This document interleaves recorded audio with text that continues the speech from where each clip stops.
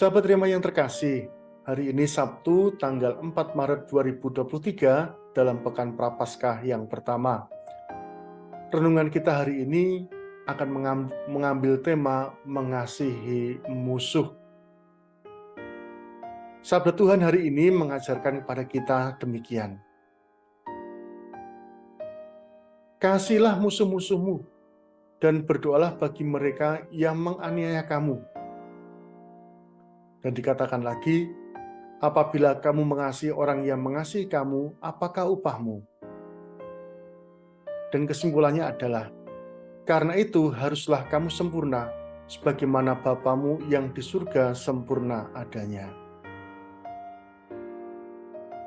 Sebagian besar dari kita tentu mengatakan, Romo, kami tidak mempunyai musuh.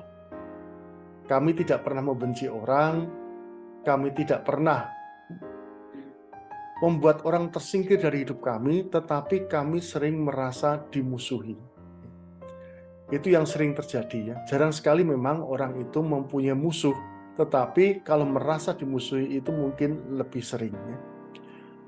Permusuhan itu dapat kita rasakan dengan perlakuan yang buruk, dengan kata-kata yang buruk, dan dengan menutup kemungkinan-kemungkinan kita untuk dapat berkembang lebih baik.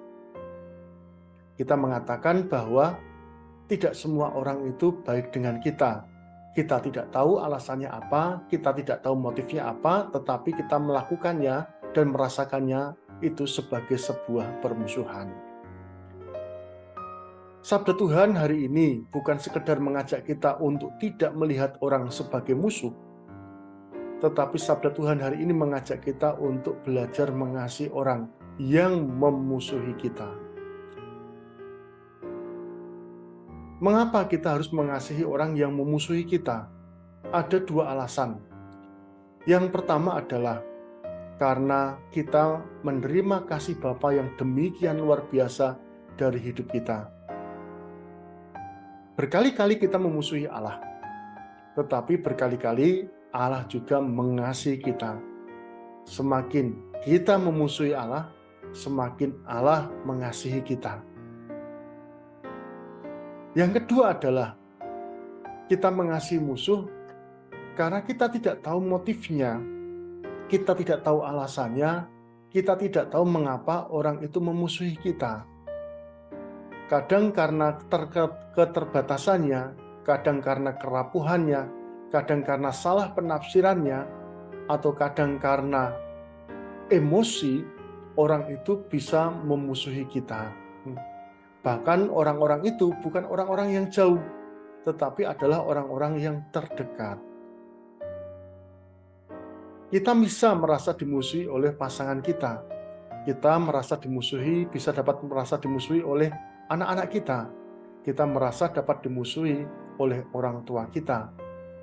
Tetapi kembali lagi, sikap permusuhan ini yang kita rasakan itu bisa muncul karena ketidakmampuan orang untuk menangkap dengan baik, atau keterbatasan orang, atau kerapuhan orang, atau emosi orang.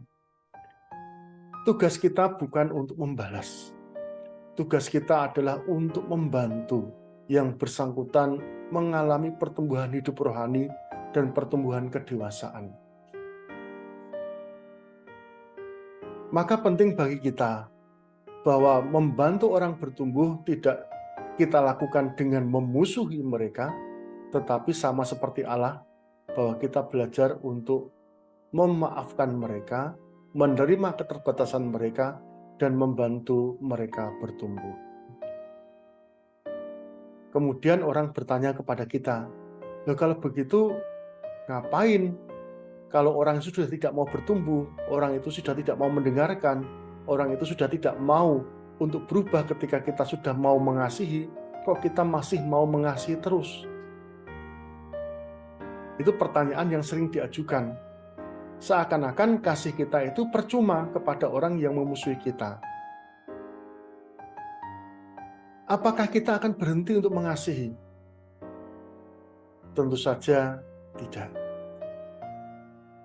Kata-kata Tuhan Yesus di salib mengingatkan pada kita bahwa mengasihi itu adalah sebuah tugas kita tanpa memandang apa yang dapat kita terima. Tuhan Yesus disalib mengatakan, "Bapa, ampunilah mereka, sebab mereka tidak tahu apa yang mereka perbuat."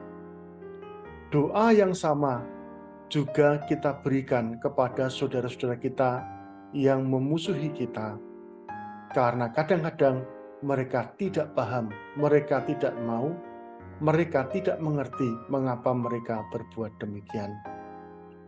Rekan-rekan yang terkasih, mengapa kita harus mengasihi orang lain, orang-orang yang memusuhi kita? Satu, karena Allah mengasihi kita, dan yang kedua adalah karena kita melihat keterbatasan orang-orang yang memusuhi kita dan ingin membantu mereka untuk bertumbuh. Barang siapa mampu melakukan seperti ini, kita layak disebut sebagai anak-anak Bapa.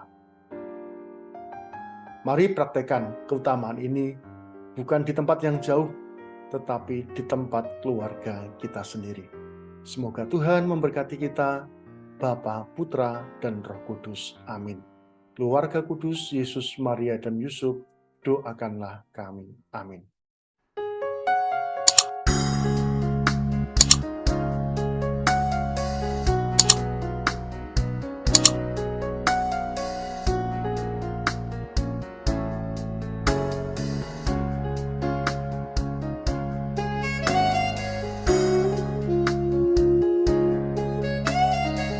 Sahabat Rema, sampai jumpa dalam program berikutnya.